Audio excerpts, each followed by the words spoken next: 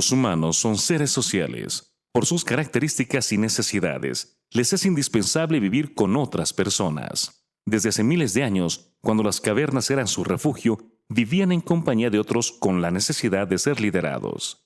Ahí nace la política, tan antigua como la guerra. La guerra es el arte de destruir hombres. La política es el arte de engañarlos.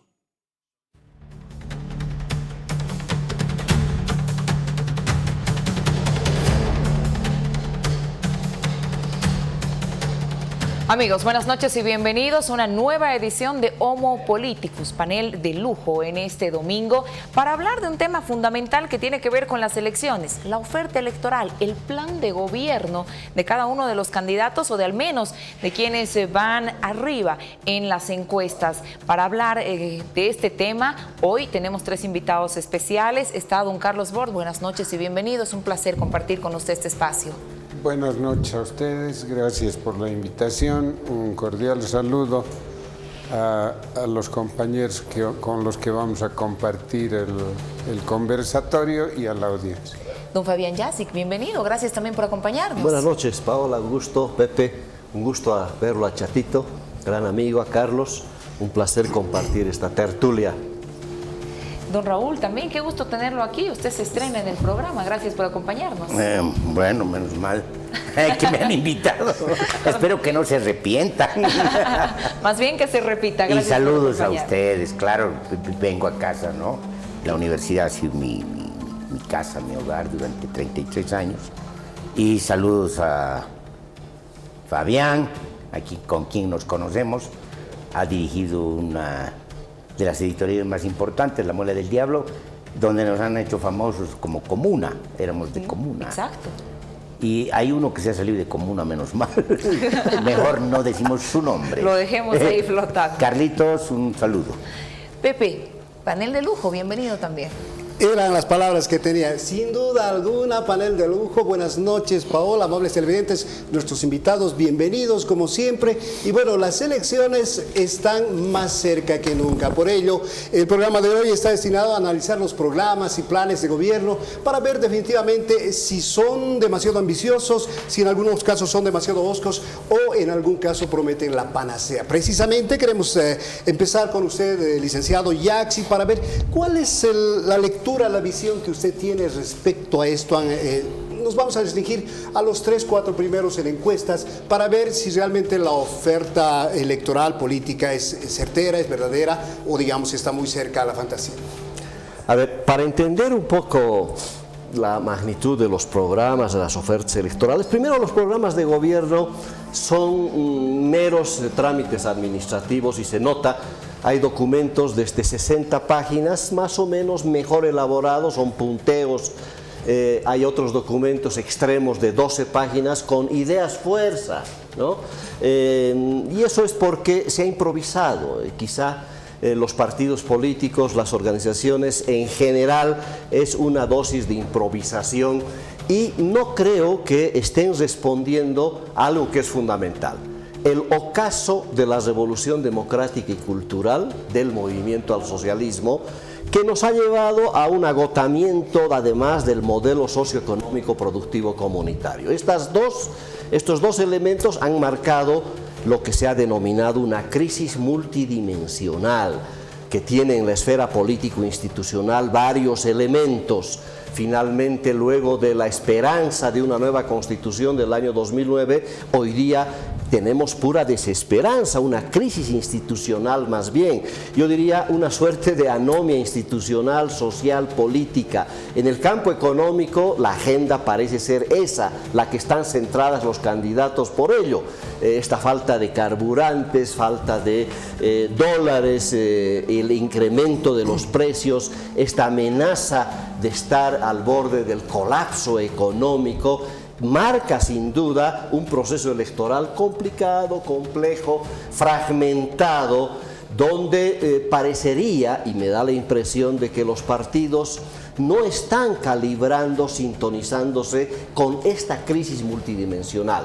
Hasta ahora, las ofertas electorales, más que un planes de gobierno, más que programas, porque ahí está la insuficiencia de los partidos políticos, se han dedicado últimamente a tratar de darles respuestas a la gente por la coyuntura del momento. Crisis económica, bueno, todo el mundo está ofreciendo cosas espectaculares, ¿no? Creyendo de que o somos muy estúpidos, o sea, la gente va a empezar a votar por alguien que nos dice que ya había vendido el litio, ¿no?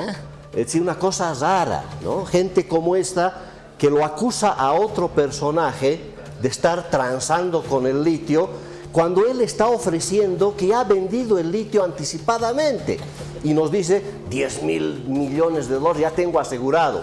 Nunca dijo, nunca explicó de dónde, cómo es que pasó. O gente que te ofrece ya precios, ¿no? Parece el mercado ahorita, el mercado de la gasolina. Esta va a ser la campaña de los carburantes. Yo les vendo a 5 bolivianos el litro de la gasolina, punto. Otros nos dicen, no, vamos a vender a un precio internacional. ¿Cuál será ese precio internacional? Eso nos están diciendo que la gasolina podría costar más o menos 14 bolivianos el litro. Otros se hacen los desentendidos, no, vamos a tener que levantar la subvención de los hidrocarburos. Estos parecen que son los temas que se han estado posicionando como emergencia de esta crisis, leyendo estos candidatos de que la gente está buscando quien le ofrece soluciones a los problemas de hoy día, pero no están mirando el largo tiempo por esta profunda crisis que nos está dejando. Ahora la pregunta es, ¿estamos realmente en el fin del ciclo? Parece que sí, del MAS, por lo menos de dominación hegemónica, pero con estas ofertas de hidrocarburos, de gasolina, de litio y demás, ¿estaremos en condiciones de hablar de un nuevo ciclo, de una nueva visión de país? Que esto es lo que no estoy vislumbrando en las ofertas electorales que ahorita están extraviadas básicamente en la coyuntura de las necesidades de la comunidad. ¿Qué dice frente a este tema usted, don Raúl? Hay discursos más o menos bien elaborados, promesas que suenan creíbles entre los candidatos y símbolos que vayan a despertar, como en algún momento la política boliviana, emociones profundas para seguir a un líder, para darle el voto en base a esa oferta electoral. Ya, vamos a aprovechar como es la primera sesión, ¿no ves? Dar ideas, fuerzas, ¿no? Es decir, contexto. Es decir, ¿en qué estamos? ¿Cuál es la cuestión en realidad? Estamos en una crisis múltiple. Esa es la coyuntura. Y la crisis múltiple pasa por distintos planos de intensidad. Es crisis económica, es crisis política, es crisis ideológica, es crisis cultural en términos éticos, hay un derrumbe ético y moral, y es crisis ecológica. Entonces tenemos que entender que estamos en una crisis, amenazados como humanidad de desaparecer. Y como país, inclusive como país, estamos en una situación muy, muy complicada porque podemos ser intervenidos.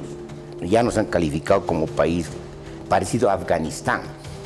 Entonces, hay un proyecto de la derecha internacional.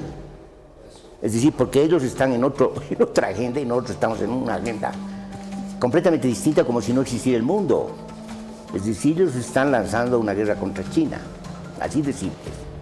Y obviamente en esa guerra contra China lo que están queriendo incorporar bloques y por lo tanto los países tienen que disciplinar a determinados países.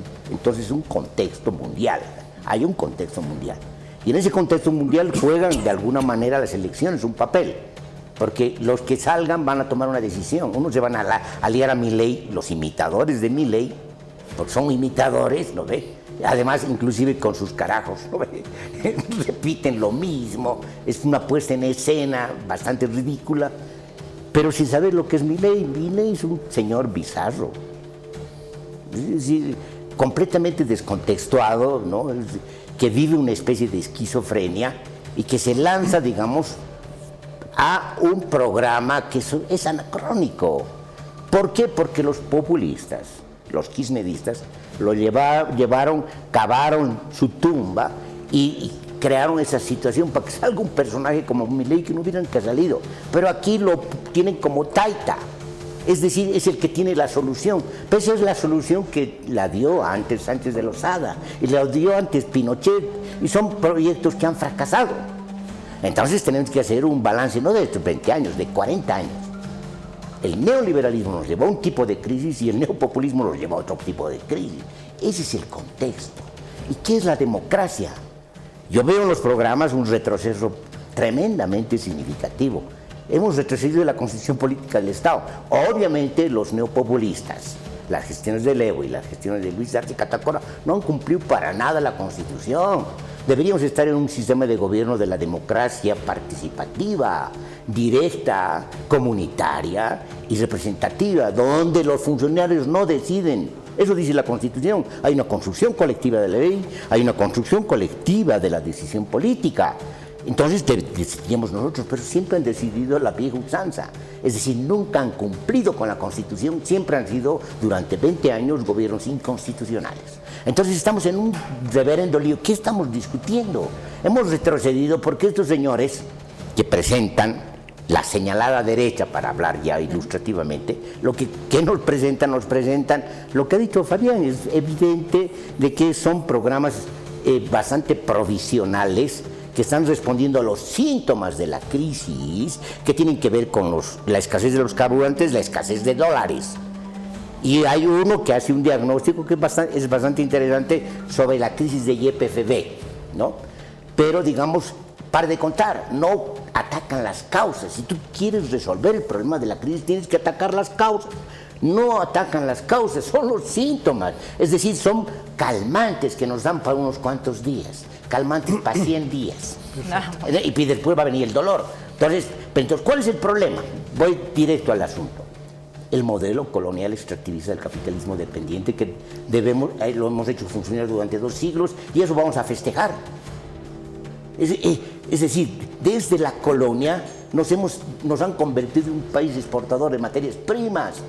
Y con la República hemos hecho lo mismo. Nunca hemos salido, ni siquiera con la Revolución del 52, donde hubo sí una gran oportunidad de incursionar en la industria pesada, en las fundiciones de estaño. Pero lo han combatido a Peró, que era un empresario privado, que hace las barras de estaño, le entrega a Bush se suicida sobre las barras de estaño. Así es. Licenciado, vamos a continuar con este debate y estas ideas sin duda importantísimas. Para dar la bienvenida al licenciado, al doctor Bort, se hablaba de una crisis heredada no solamente del periodo del MAS, sino de los últimos 40 años, una crisis del neoliberalismo y del populismo. ¿Cómo podemos percibir este estado de cosas con estas ofertas de los partidos que están puntuando las encuestas y la tendencia de los émulos de Milei? Digamos, ¿cuál es la lectura que tiene usted al respecto? Bienvenido, buenas noches. Primero, creo que debemos compartir la impresión de que los documentos que tenemos para analizar las propuestas de gobierno son los planes que están inscritos en el órgano electoral. Y sí, esos documentos son improvisados para cumplir la formalidad. En algunos casos, lo que están publicitando tiene poco que ver con lo que dice en esos documentos inscritos en el órgano electoral. Entonces, debemos estar atentos a eso. No todo lo que estamos oyendo está escrito, ni todo lo que está escrito se está publicitando. Eso primero. Segundo, en un aspecto, la crisis actual tiene raíces en el periodo neoliberal e incluso anterior, en el tema de la justicia, no en la economía. La sintomatología de la crisis actual es propia del periodo populista del llamado Estado plurinacional, de la etapa del periodo del Estado plurinacional. Porque de 2008, que comienza el boom de las materias primas, a 2014, 6 años más o menos, todo un periodo de gobierno de Evo Morales, Bolivia estaba boyando como nunca antes. Y la crisis que hoy vivimos responde al modelo implantado por el partido de gobierno. Entonces no tiene sus raíces en el periodo anterior. Ahora, para analizar los programas debemos prestar atención al contexto, pues.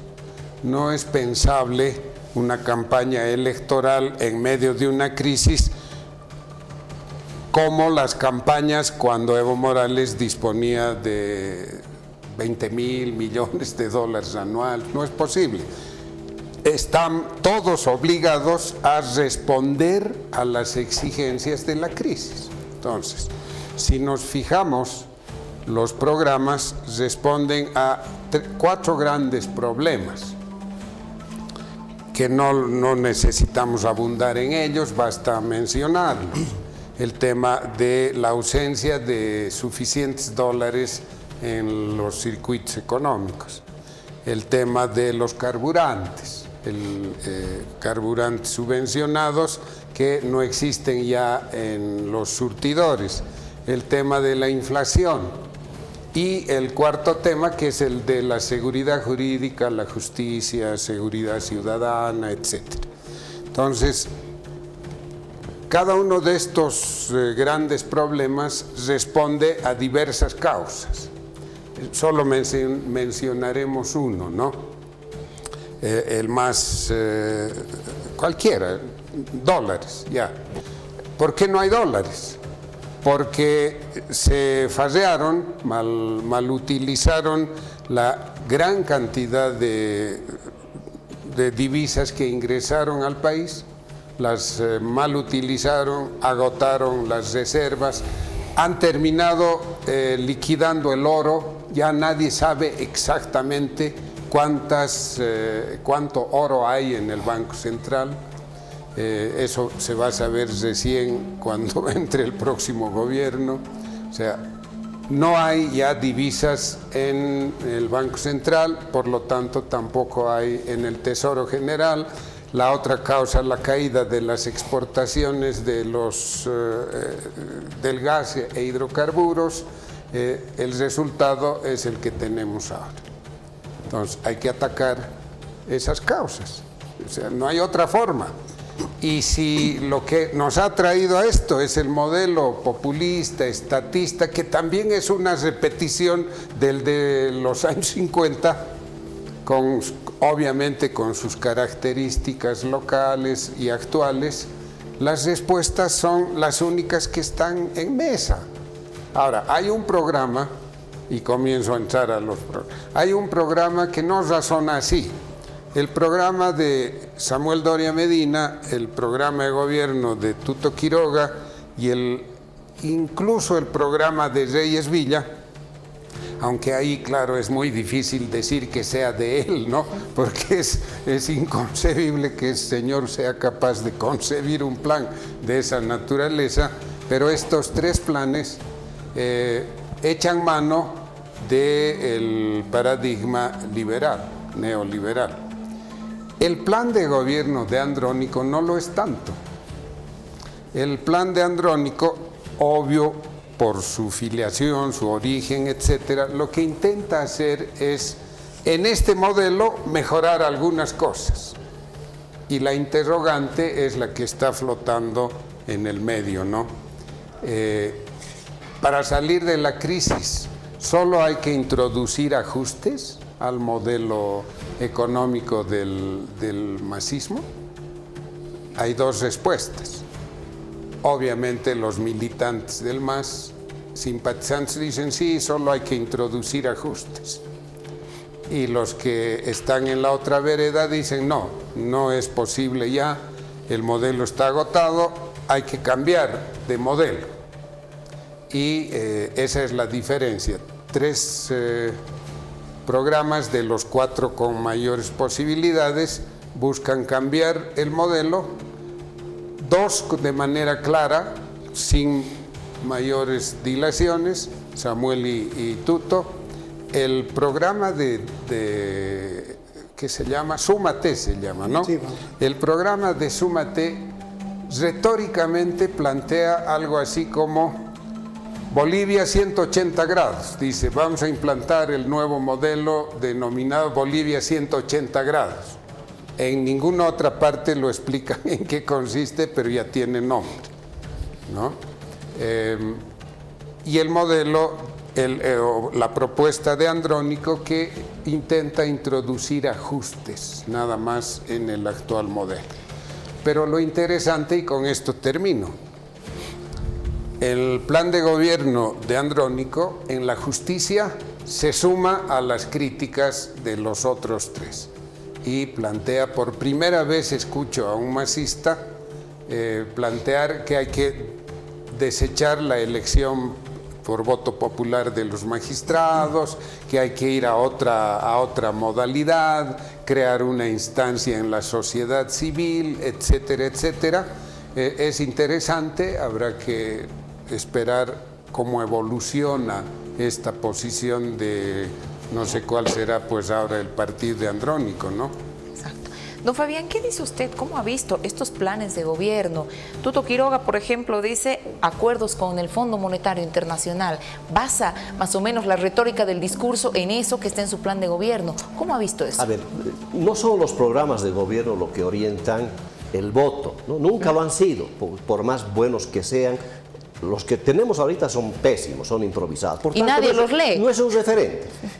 Pero, ¿cómo nos guiamos entonces? Habrá que creerles en lo que dicen, por lo menos, ¿no? Ya que sus programas no tienen mucho que ver con lo que dicen. Vamos viendo algunas claves del discurso para ver si por eso quieren que votemos por estas personas. A ver, Tuto Quiroga nos pone un plazo. 4 semanas y vamos a tener una Bolivia estable, en 4 semanas. Todos están poniéndole fechas, ¿no? Algunos parámetros. Salvataje internacional, habla de cifras, otra vez, ¿no? 12.000 millones. O sea, queremos que Tuto quiere que votemos por él porque dice que no sé de dónde va a traer 12.000 millones de dólares como salvataje internacional. Eliminación de los subsidios de la gasolina parece que es un eje casi de todos, ¿no? Porque está claro que eso es absolutamente insostenible. Hasta el Andrónico está proponiendo levantar de una vez para todo el mundo las subvenciones con el cuidado de que no afectemos a los pobres, qué sé yo. Reducir el tamaño del Estado, ¿no? Son los mensajes. Pero me llama la atención algunas cosas que nos están diciendo, pero que en el fondo ocultan cosas medio de impostura, casi cínicas.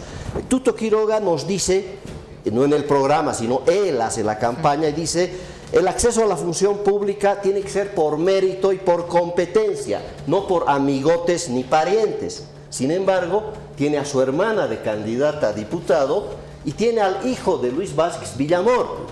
Entonces, yo no sé si ellos tienen el gran mérito o va en contrarruta de lo que él está proponiendo. Es decir, ellos mismos se entrampan con cosas que están planteando. Hay más o menos se vislumbra una propuesta, una visión de país. Lo grave es que no están imitando ni siquiera a Milei, querido Chatito. Lo peor es que como el DUN no es candidato, están queriendo imitar al DUN, a nuestro Milei boliviano, andino, ¿no? Y con las limitaciones que eso implica. ¿Qué es lo que nos dijo el Tuto? Vamos a dejar de lado el estatismo secante, un país de propietarios, ¿no? Propiedad popular se habla, porque DUN es el que ha presentado un programa liberal que no está en carrera, que nos plantea este capitalismo popular, que creo que Thatcher experimentó en la época en Inglaterra, es decir, tampoco son las grandes novedades, pero ahí se vislumbra más o menos, y claro, y termina en una consigna: Make Bolivia Sexy Again, ¿no?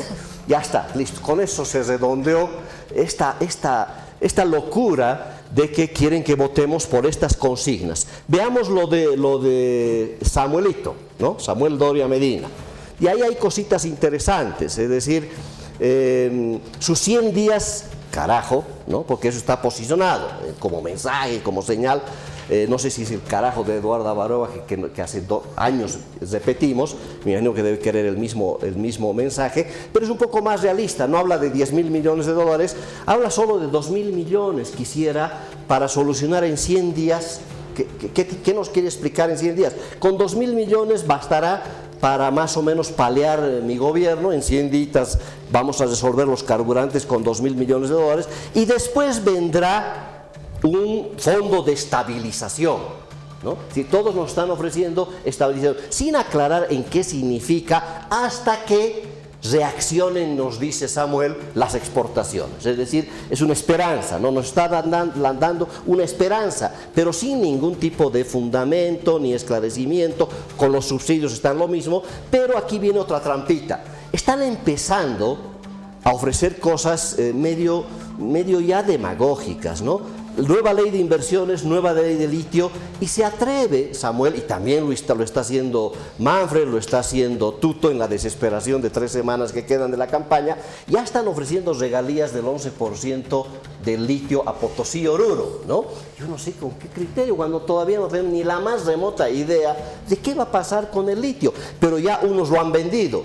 Otros dicen que ya lo están transando. Esas son las fragilidades. Y hay un temita que empezó a salir, que no parece muy claro, que a mí me interesa en lo particular y lo he venido estudiando durante mucho tiempo, que tiene que ver con lo fiscal, con las autonomías. Y ahí hay propuestas vaguísimas, ¿no? Todo el mundo lanzó esto que alguna vez los demócratas lanzaron hace unos años atrás, 50-50, ¿no? Punto, y quedaron eso. Samuel se lanzó con eso. El que está con esa campañita es Rodrigo Paz, que no tiene todavía mucha audiencia. Creo que Tuto no dice nada sobre el respecto, peor el Andrónico. Manfred parecido, pero no dice tanto eso. ¿De dónde vendrán? Samuel puso una muletilla: 50% para las regiones de recursos nuevos, nos dice. ¿Cuáles serán esos recursos nuevos? ¿Será la coparticipación tributaria? ¿Estará pensando en una reforma fiscal? Es que no nos dicen absolutamente nada. Se quedó en la consigna: 50% para las regiones, 50% para el nivel del Estado. Se lanzó, con mucha claridad, cambios a la Constitución Política del Estado. ¿Qué cambios se quieren hacer a la Constitución Política del Estado? Nada más achicar el Estado, etc. Reyes Villa yo creo que se manda con la flor, porque claro, está ofreciéndonos gasolina a 5 pesos en el mercado, nos ofrece que ya ha vendido el litio, y ahí creo que el cinismo de don Manfred es brutal, porque lo ataca al pobre señor empresario Claure, ¿no? Que lo denigra, lo acasa, lo denuncia de que está cuidado, le interesa el litio.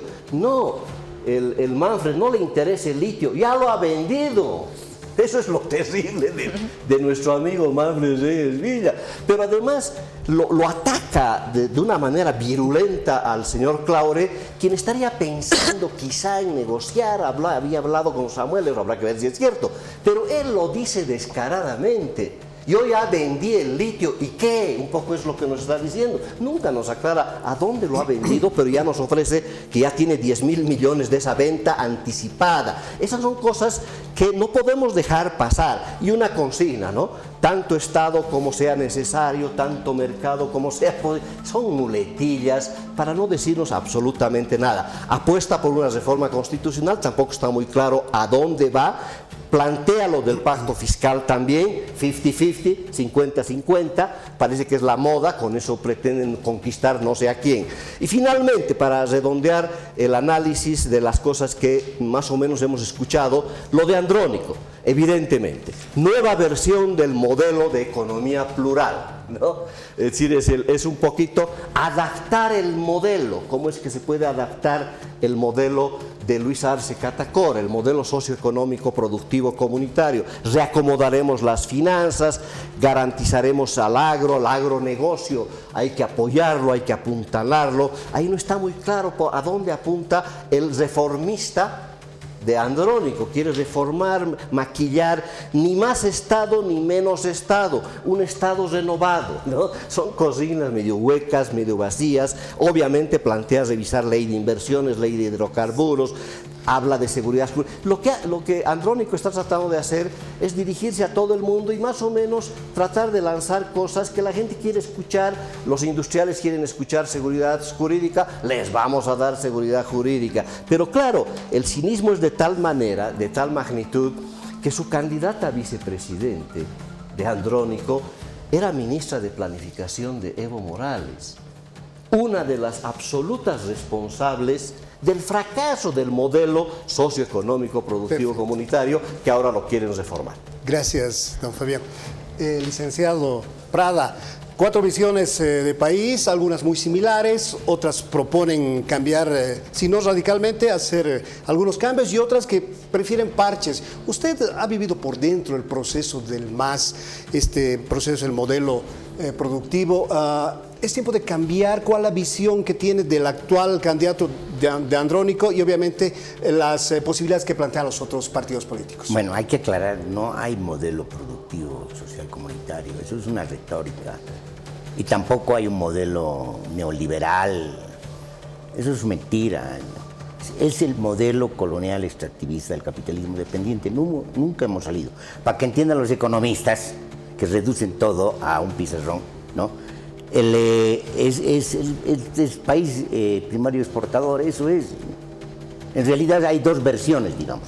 Una versión populista y una versión liberal. Una versión neopopulista y una versión neoliberal, eso es.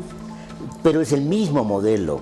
Es lo que, y ellos hacen discursos para legitimar las prácticas de ese modelo de exportación, de transferencia de nuestros recursos naturales, de la acumulación originaria de capital para las transnacionales que incentivan la acumulación amplia de capital.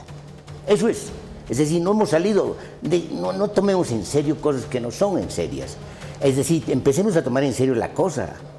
¿Y qué significa eso? Dejemos de discutirla en términos de diatriba. La diatriba es lo que están haciendo los candidatos que se están agarrando, es decir, descalificar al enemigo, que es una concepción muy chiquita de la política, que obviamente la tenían tanto Carl Schmitt como Vladimir Ilich Lenin, la invención del enemigo. Eso no es la política. La política es democracia, y la democracia es autogobierno del pueblo. Esa es la democracia. Y el autogobierno significa algo que va más lejos de la democracia institucional y del Estado de Derecho, que es el sistema de equilibrios de fuerza. La democracia son grandes conquistas de las sociedades y de los pueblos. Esa es la democracia. Y esa democracia ha sido engañada constantemente a partir de los aparatados, la forma de la institucionalización de la democracia, la usurpación de nuestras conquistas. Es lo que ha hecho Evo, porque se ha subido a la cresta de la ola de algo que no ha hecho. Porque la movilización prolongada del 2000 al 2005 la ha hecho este pueblo, que se enfrentó al modelo neoliberal, ¿no? Que fracasó. Entonces, no hay un modelo que se llama productivo. Hay un modelo colonial extractivista y estamos en una retórica espantosa. Yo voy a hablar de lo que está en ausencia, porque no han tocado los temas de fondo. ¿Cuáles son los temas de fondo? Es decir, ¿qué es lo que ha dicho? Tomemos la anécdota. Doria Medina, cuando estaba en la Asamblea de la CAINCO, ¿qué es lo que ha dicho? Si entra en conflicto el tema del medio ambiente y lo productivo, yo voy a optar por lo productivo. ¿Qué está diciendo? Ampliación de la frontera agrícola, ampliación de la frontera minera, contaminación, es decir, seguir destruyendo los nichos ecológicos. Es decir, ¿qué es eso? Ese es el modelo colonial extractivista del capitalismo dependiente. Eso es el capitalismo. El capitalismo no es desarrollo. El capitalismo es la destrucción del planeta. Y necesitamos en este momento, para resolver las causas, un modelo ecológico. O sea, dejémonos de cortarles cuento a la gente. Estas elecciones no tienen horizonte. No tienen ningún horizonte estas elecciones. Nadie va a salvarnos de la crisis. Estamos al borde del colapso económico, del paro económico total. No hay nada. Y nadie se da cuenta. ¿Cómo vamos a resolver eso? ¿Con calmantes?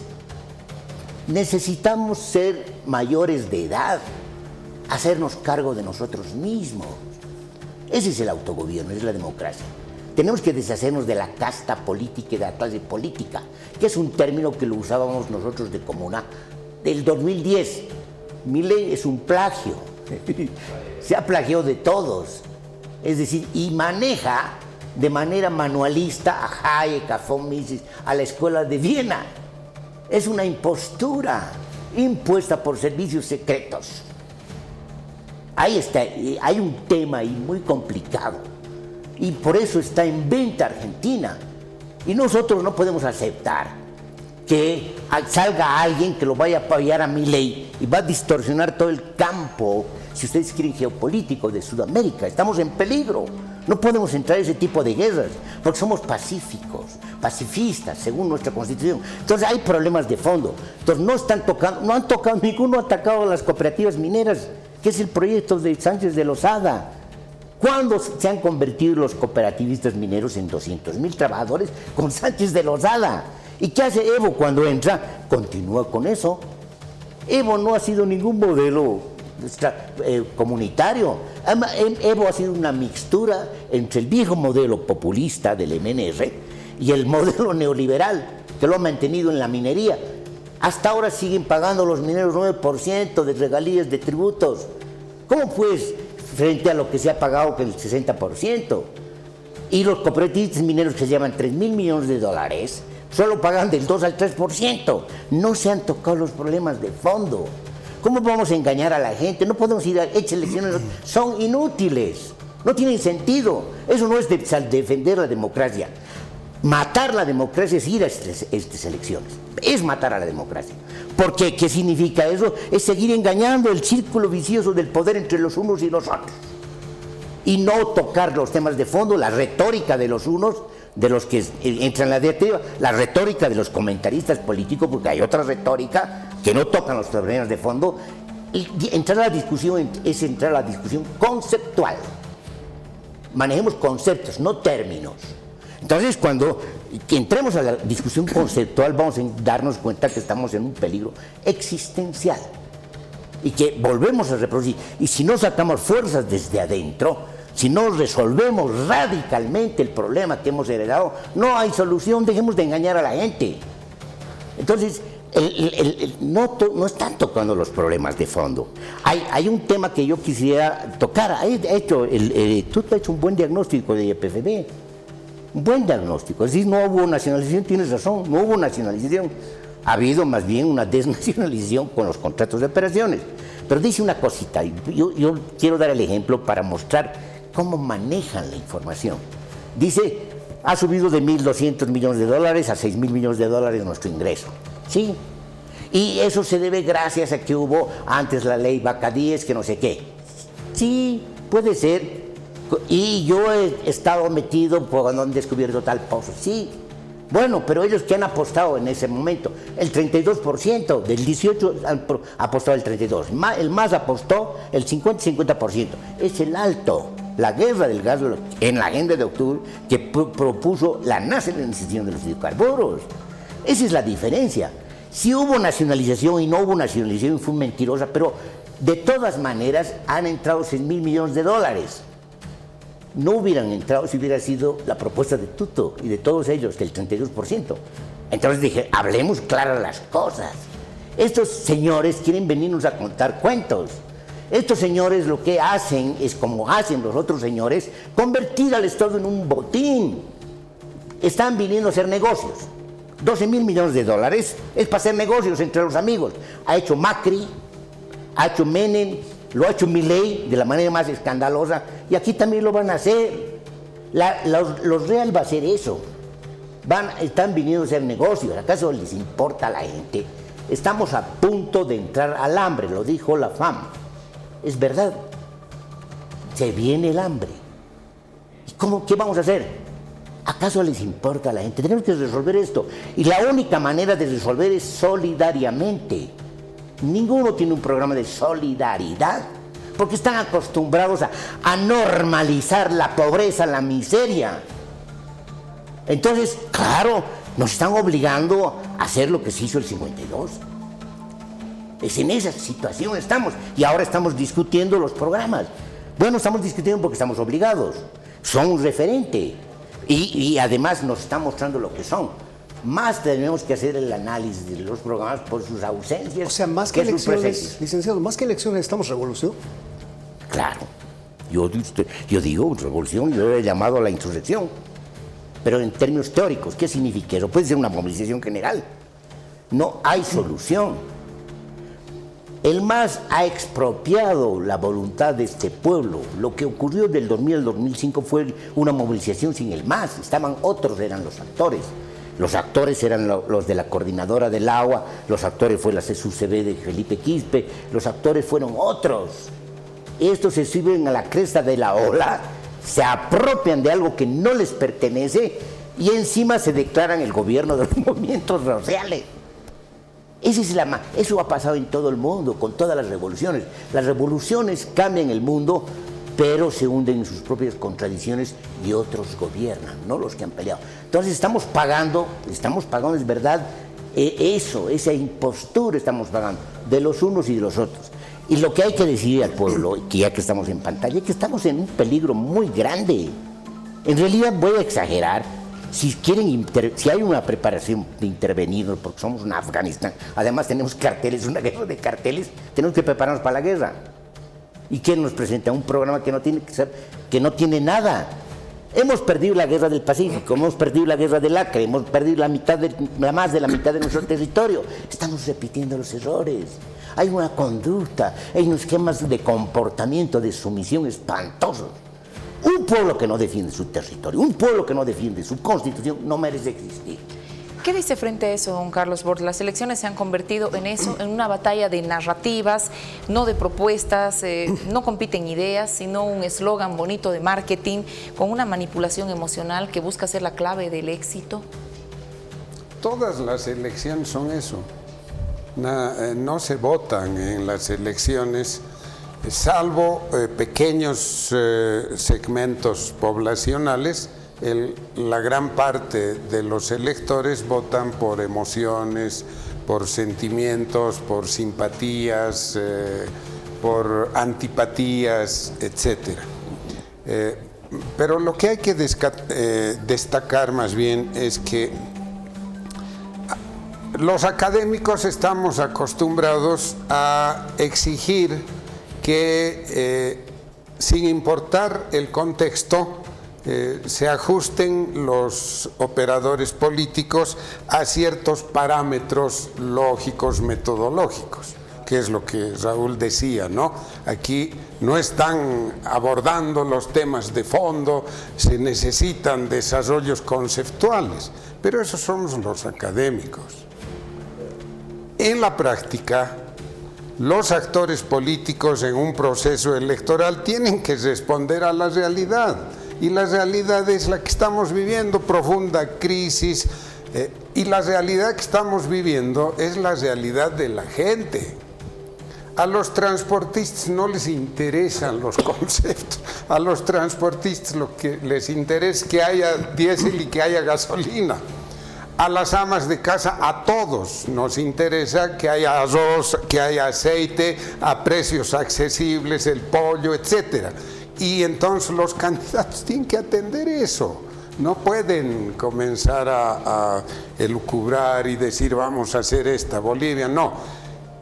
El modelo ecológico, Raúl, debió haberse planteado el 2016, el 2014, cuando estábamos abundando en recursos y había que cuestionarle a Evo. Tu modelo extractivista debe ser desechado y un modelo ecológico. Ahora, ¿qué vas a plantear modelo ecológico? La gente no tiene audiencia para eso, lamentablemente. Y no estoy diciendo que no es un tema que hay que abordar, hay que hacerlo, pero no va a poder hacerse en este momento. Hay que responder a la realidad, ¿no? A los datos de lo que está sucediendo en la práctica, y eso es lo que estamos viendo en los programas de gobierno inscritos. Siempre hay que diferenciar eso. Programas inscritos, que más de la mitad de eso es improvisación, y propuestas de campaña que suelen ser diferentes a los programas inscritos. Esa es una falla de nuestro sistema electoral, ¿no? Pero bueno, hay varios otros aspectos que deben destacarse. Y yo quiero incidir un poquito en esto del litio, porque se ha generado en el país, debido a la acción desde el periodo evista hasta nuestros días, se ha generado la sensación de que se acabó el gas, pero la salvación es el litio. Y esa realidad no existe. el modelo de explotación del litio implantado por el MAS fracasó. Es un modelo que lo copiaron de Chile. Esta es una consecuencia de la improvisación que caracterizó al periodo masista. Improvisaron gentes que no tenían ninguna formación en un tema tan delicado como el litio, y lo que hicieron fue pasar al otro lado de la cordillera, al desierto de Atacama, ver lo que hacían los chilenos, que ya estaban produciendo litio desde prácticamente fines de los años 80, el método de evaporación, ¿no? Piscinas, poner ahí la salmuera y dejar que el sol evapore y se va depositando el mineral, primero cloruro de potasio y después el litio que pasa a la planta y sale el carbonato de litio. Pero como eran improvisados, no tuvieron el cuidado de ver las diferencias. En el desierto de Atacama, el sol es implacable, la precipitación pluvial, las lluvias son mínimas. Tengo por aquí los datos. Si desean les doy, pero para hacer una comparación breve puede no ser el dato exacto. Mientras en el desierto de Atacama la precipitación pluvial es de 12 a 20 milímetros por año, en el salar de Uyuni es de 250 a 500 milímetros. Entonces, fíjense, las piscinas en el desierto de Atacama las llenas y lentamente se evaporan, porque la lluvia no las llena de nuevo. En Uyuni se están evaporando y se están llenando al mismo tiempo. Esto determina que el proceso de producción de litio tarde más o menos 2 años. En esas condiciones no hay modelo productivo rentable. Es absurdo. Y a esto hay que sumarle el uso de agua dulce. Tengo un dato general. Miren, para producir 1 tonelada de carbonato de litio se necesita por lo menos 20.9 millones de metros cúbicos de salmuera y casi 1,5 millones de metros cúbicos de agua dulce. Nada de esto está estudiado. O sea, no vamos a poder entrar a la producción de litio como lo hacen en Chile y lo están haciendo en la Argentina. Termino con lo siguiente. Y a eso viene lo que mencionaba Fabián. Reyes Villa viene a decirnos, ya tengo el negocio, dice.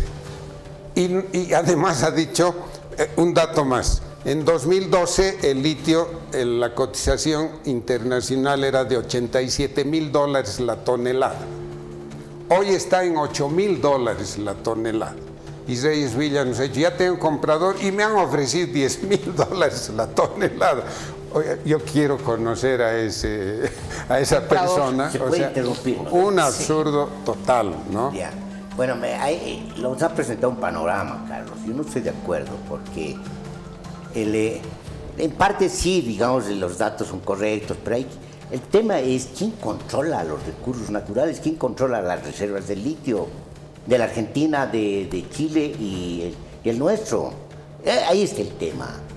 O sea, ¿por qué no podemos salir? ¿Por quiénes no quieren que industrialicemos? Ahí está el tema. Lo mismo que pasó con el estaño, lo mismo que pasó con los hidrocarburos. Sí, hay una conspiración, porque los que manejan estos son las transnacionales extractivistas. ¿Por qué estoy diciendo esto? Por lo siguiente, porque se han llevado los coreanos del sur una cantidad grande de salmuera para lograr una tecnología que no sea con agua y que no sea que no sea con secado y vaporización. Se han llevado y han descubierto. De eso debíamos participar porque había un acuerdo con Corea del Sur, pero se pasó desapercibido. ¿Por qué? Los coreanos han logrado la tecnología apropiada para el salar de Uyuni. ¿Pero por qué? ¿Saben por qué? Porque en realidad nosotros somos no solamente un país corrupto, sino un país donde su gente está comprometida con juegos internacionales. Llevan salmuera a Chile del Salar de Uyuni y están metidas comunidades. Está metida la empresa del hecho y el gobierno. ¿Cómo?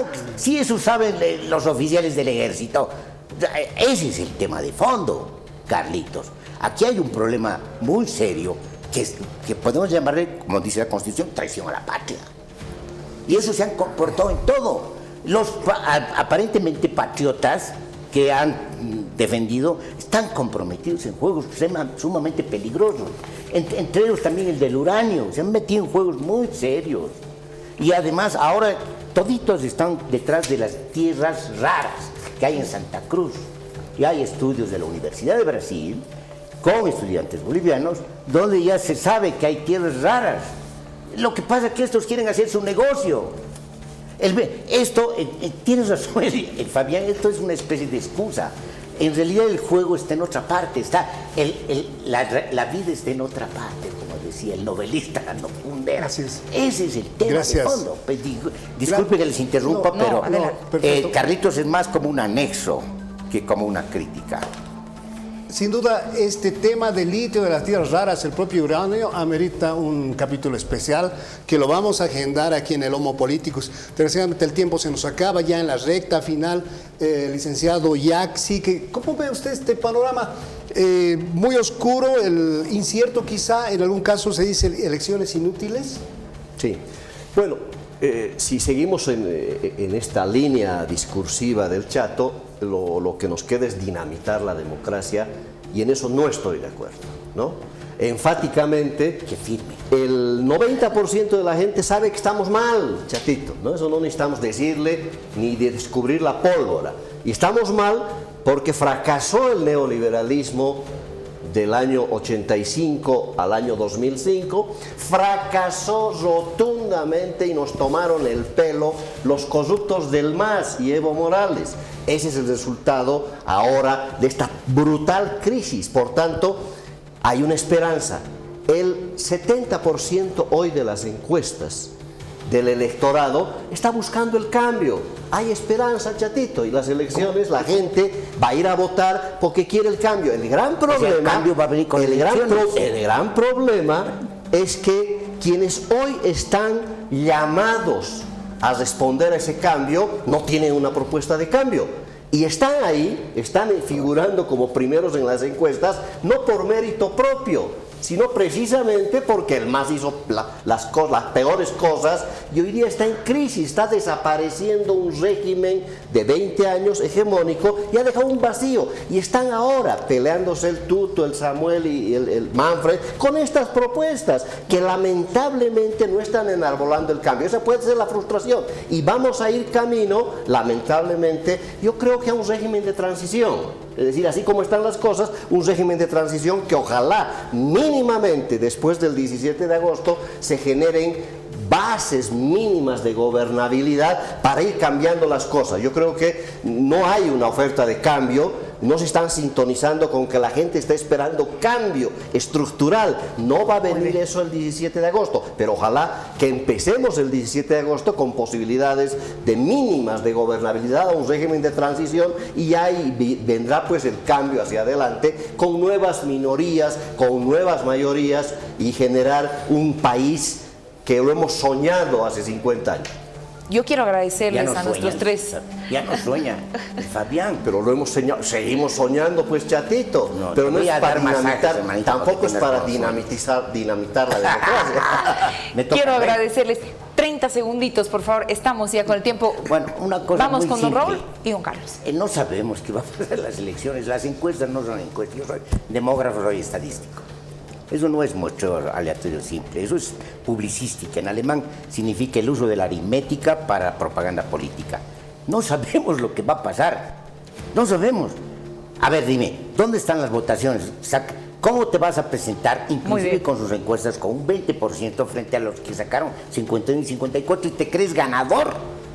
Por favor, gracias, ¿dónde está esa votación? ¿Están acaso en los nulos, en los blancos, en los indecisos? Si apenas llegan al 25%, no.